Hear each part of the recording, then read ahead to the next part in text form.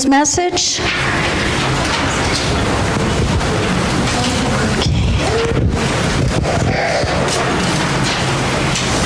Okay, looks like we have a few this morning again. All right. Well, for the last many weeks, we've been talking about something very serious in our world. ELCA World Hunger. Thank you, Aiden. Yes. And we've been talking about these serious issues, but we've been having fun doing it, haven't we? You've done the bucket chick. You have done noisy offering. And one theme that runs through the Bible very regularly is how much God cares about the plight of hungry people, how he wants them to be taken care of. And how does he do that? How does God take care of all those hungry people? Through us. We are his hands. Yes. So we, every time we give clothing or food to hungry people, or right here in our community, as Miss Barbara told us last week, we are taking care of God's people. And we are serving him. So, we brought a few weeks ago. Boys, would you like to hold these up? Thank you. You remember these? We handed them out some weeks ago, and we are collecting coins for barnyards animals so that people can, around the world, will have animals that fertilize their gardens, that give milk, that do many things.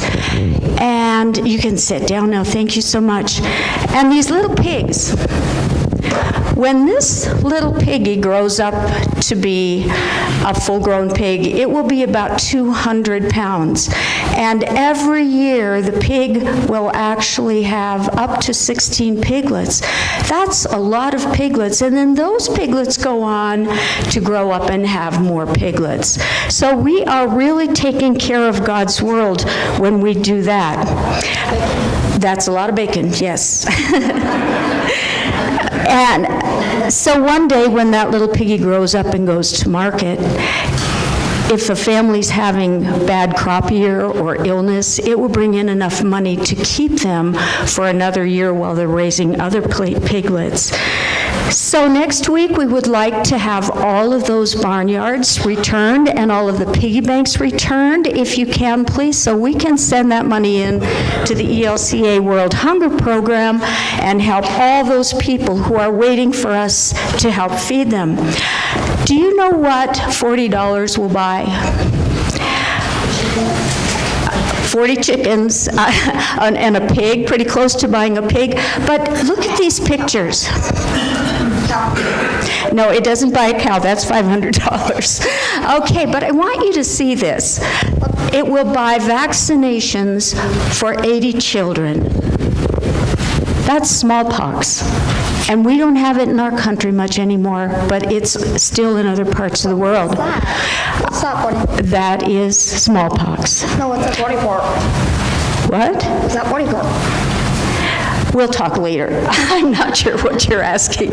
Okay, it'll also buy potable water filters for families. And look at where those children are drinking from. Would you want to drink that water? Nope. But the water filter makes all the difference in the world, and we can buy those so they can drink whatever water they can find closer to home. It'll provide training for 6 village health workers. Do you see those people all lined up to see a health worker? And we can train 6 of them for $40. And it'll buy food for a refugee family for a whole week. Can you imagine waiting in line with one bowl, hoping that they don't run out of food before you get there? But we can help with that, and we do help with that through the ELCA World Hunger Program. So when we raise money for ELC World Hunger Programs, we are serving God. Will you pray with me? What is it? Well, let's talk about it later, okay, Aiden? Okay, will you pray with me? Dear God, thank you for the food on our tables. Thank you for the clean water we drink. Help us to help others. Help us to make God serving all the people who need our help. Amen. And let's see if we've got bulletins over here for you. Yes, we do. There you go. No, that's the wrong one, isn't it? Anyone else want some? Okay. Thank you. Please rise.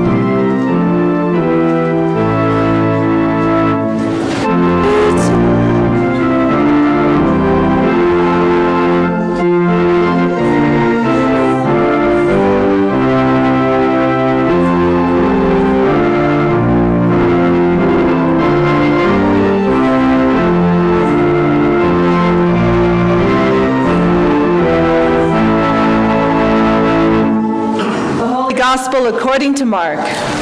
Glory to you, O Lord. And because of the length of the reading, I do invite you to sit down for your own sake.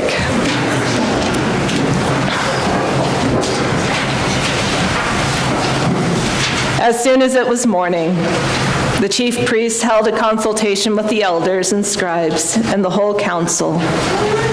They bound Jesus, led him away, and handed him over to Pilate. Pilate asked him, "Are you the king of the Jews?" He answered him, "You say so." Then the chief priests accused him of many things. Pilate asked him again, "Have you no answer? See how many charges they bring against you." But Jesus made no further reply, so that Pilate was amazed.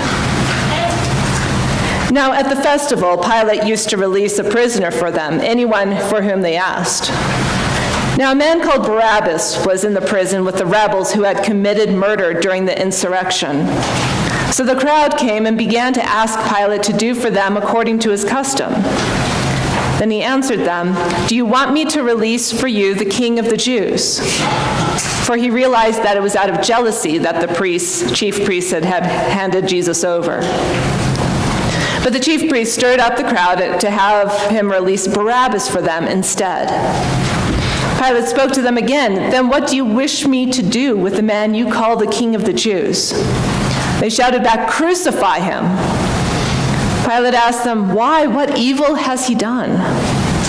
But they shouted all the more, "Crucify him." So Pilate, wishing to satisfy the crowd, released Barabbas for them. And after flogging Jesus, he handed him over to be crucified. Then the soldiers that led him into the courtyard of the palace, that is the governor's headquarters, and they called together the whole cohort. And they clothed him in a purple cloak, and after twisting some thorns into a crown, they put it on him. And they began saluting him, "Hail, King of the Jews!" They struck his head with a reed, spat upon him, and knelt down in homage to him. After mocking him, they stripped him of the purple cloak and put his own clothes on him. Then they led him out to crucify him. They compelled a passerby who was coming in from the country to carry his cross. It was Simon of Cyrene, the father of Alexander and Rufus. Then they brought Jesus to the place called Golgotha, which means the place of a skull. And they offered him wine mixed with myrrh, but he did not take it. And they crucified him and divided his clothes among them, casting lots to decide which each should take. It was 9 o'clock in the morning when they crucified him. The inscription of the charge against him read, "The King of the Jews." And with him they crucified two bandits, one on his right and one on his left.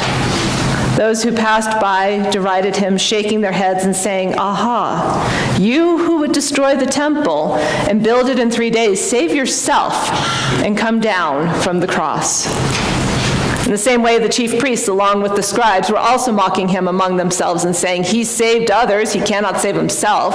Let the Messiah, the King of Israel, come down from the cross now, so that we may see and believe." Those who were crucified with him also taunted him. When it was noon, darkness came over the whole land until 3 in the afternoon. At 3 o'clock, Jesus cried out with a loud voice, "Eloi, Eloi, lema sabachthani," which means, my God, why have you forsaken me?" When some of the bystanders heard it, they said, "Listen, he is calling Elijah." And someone ran, filled a sponge with soured wine to drink, put it on a stick, and gave it for him to drink, saying, "Wait, let us see whether Elijah will come to take him down." Then Jesus gave a loud cry and breathed his last. And the curtain of the temple was torn in two from top to bottom. Now when the centurion, who stood facing him, saw that in this way he breathed his last, he said, "Truly, this man was God's Son." The Gospel of the Lord. Praise to you, O Christ.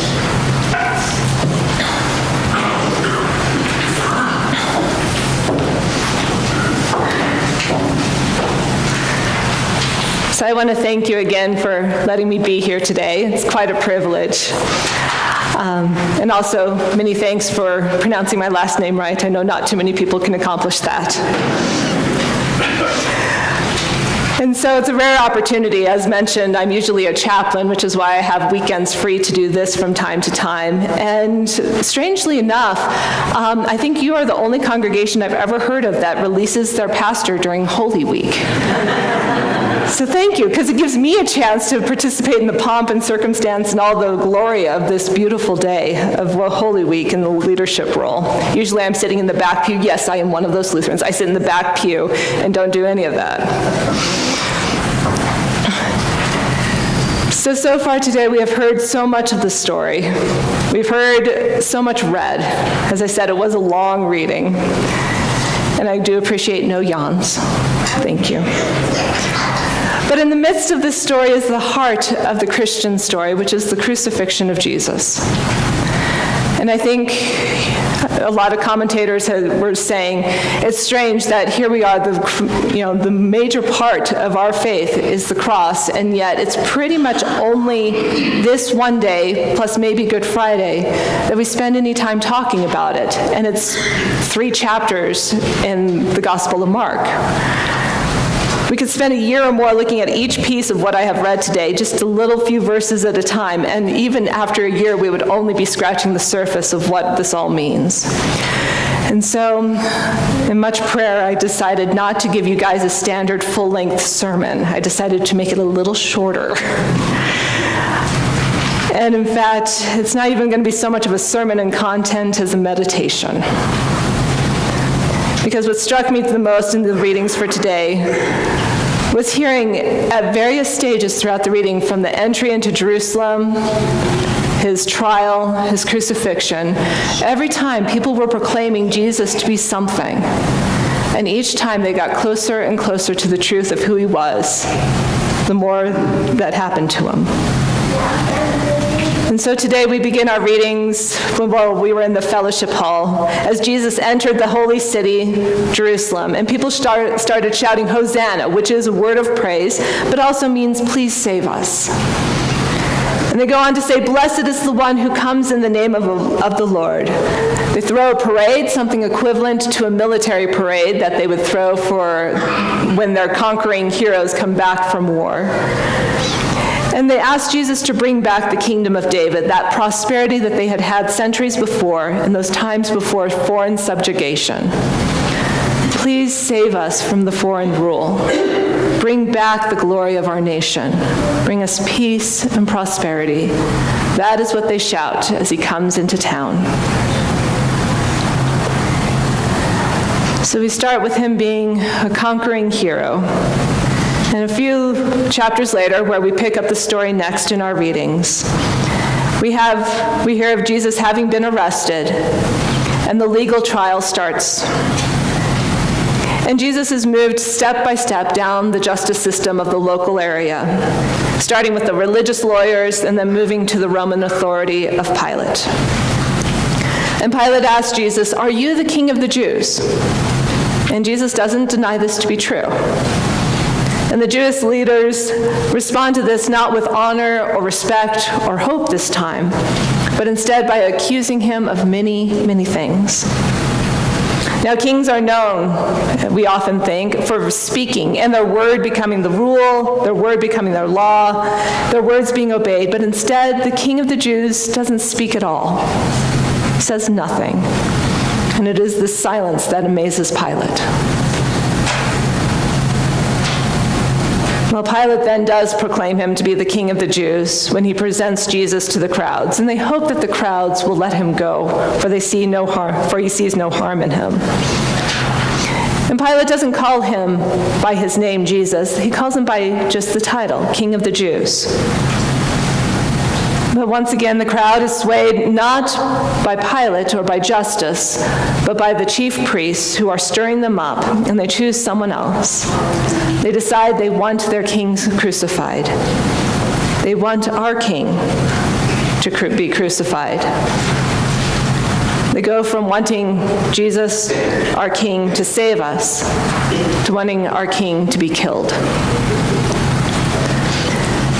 We get to the soldiers who have no allegiance to the Jews, to who Jesus may or may not be. They just know that someone has brought them a prisoner to be crucified.